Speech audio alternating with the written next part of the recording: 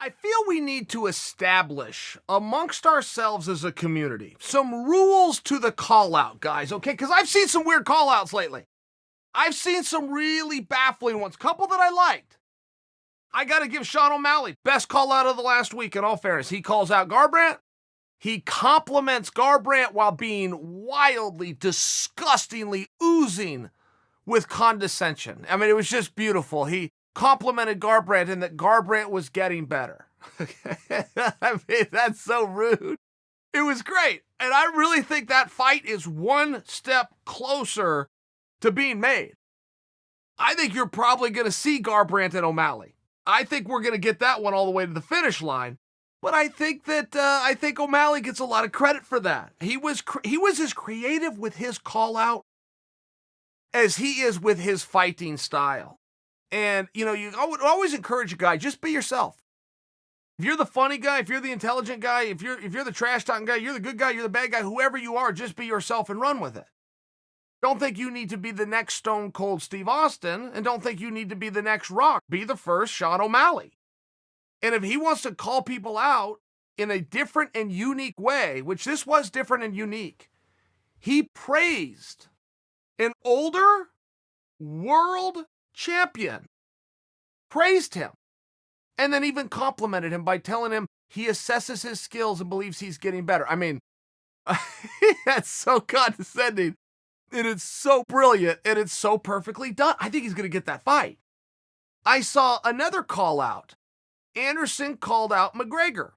Now stay with me on this one because Anderson did everything right. He called out McGregor, and this dates back many, many years. Anderson was not happy with Conor during that whole Conor-Jose Aldo, and if you think you're going to leave well enough alone, apparently we found out something about Anderson, which is he keeps track. He's tallying these away, but when he calls out Conor, he realizes I am the bigger guy calling out the littler guy. That doesn't work. I cannot offer him to come to me, right? So I'm going to come down to him. I'm going to do my absolute best, and I'm going to get just about there. We'll call it 176 pounds. What do you say? Fair game. Fair game by Anderson. Fight I would love to see, and purely speaking of call-outs now, I thought that he did that right. Pettis called out Anderson. I didn't see Pettis offering go to 185. Now, I will share with you, I like that match.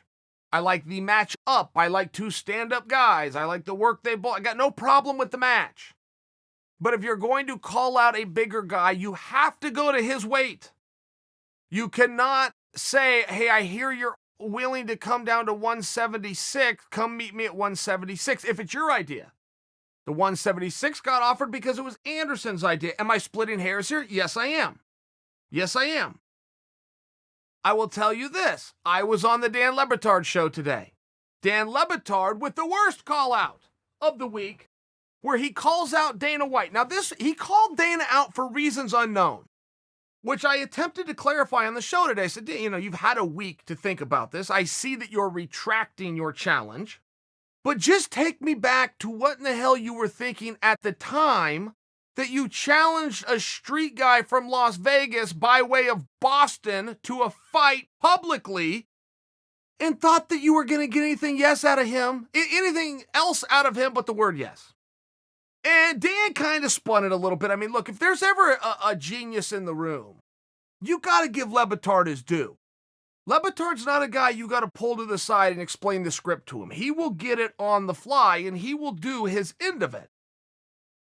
But when you call out Dana publicly and you get an acceptance publicly, you're now left with two options. You fight Dana or you live with humiliation. I think he would accept either, but anything in between is off the table. So I just said to Le Batard, hey, by the way, you did challenge him and he did accept. And then he put up $250,000 to a charity of your choice. I mean, it sounds as though the only room that you've got here is that the rules of the fight have not been established. We could still come out and establish, is this unified rules? Is this going to be Queensberry rules? Is this going to be Submission Underground rules? Are we going to thumb wrestle? Are we going to arm wrestle? Like, you got a little bit of room, but you're going mano a mano with Dana. And he said to me, you know what, Chael? He offered $250,000. I don't get out of bed for less than $250,000. Nice try. Nice try, Le Batard. Doesn't work that way. That would work if he called you. That would work if he called you and offered a charity fight. Then you get to talk about what you get. Wrong, false, your idea. No negotiation, your idea. You offered no money, he accepted. Apparently it's amateur rules. Good news for you. Now you get to wear headgear. Now you only got to go 3 3-minute rounds. But I'm listening to everything Le Batard's saying, and it sounds as though we're going to contest this under Queensberry amateur rules. Okay, great. Great. Wear your headgear. Really the only difference. Don't have to go 10 rounds. Really only difference. But in the world of a call-out, there has to be a certain etiquette to it. There has to be a certain reason. I would always encourage somebody to always go back to who, what, when, why, and where. And of all the call-outs that I said, I really feel that O'Malley is the only one that satisfied the 5 W's. I mean, I really feel it was only him. It was pretty clear why they're doing it. And why is the one that's always left off? Who, what, when, where we get, but people always forget the why. The why is the most important part. Why do you want that fight? And there's no wrong answer. Everybody will try to spin it to look brave.